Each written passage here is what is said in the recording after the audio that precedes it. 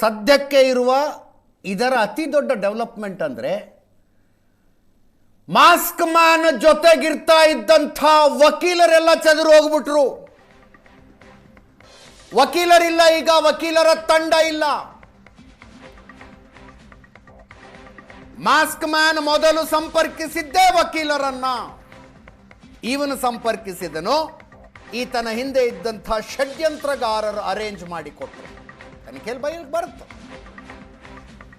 ವಕೀಲರ ಹೇಳಿಕೆ ಬಿಡುಗಡೆಯಾಗುವ ಮೂಲಕ ಈ ಪ್ರಕರಣ ಜಗತ್ತಿನ ಕಣ್ಣಿಗೆ ಕಾಣಿಸ್ತು, ಹಿಂಗೊಂದು ಆಗಿದೆಯಂತೆ ಅಂತ.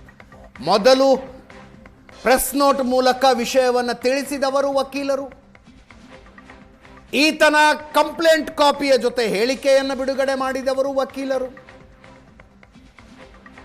ಮೊದಲು ಬಂದು ಕಂಪ್ಲೇಂಟ್ ಕೊಟ್ಟವರೇ ವಕೀಲರು.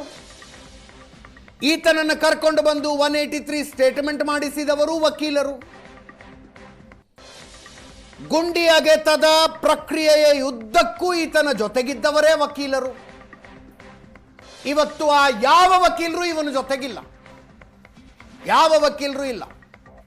ಚಿನ್ನಯ್ಯನಿಗೆ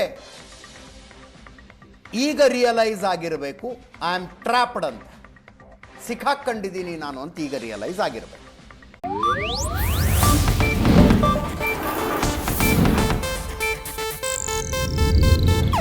ಇದು ಏಷ್ಯಾನೆಟ್ ನ್ಯೂಸ್ ನೆಟ್ವರ್ಕ್ ಪ್ರಸ್ತುತಿ.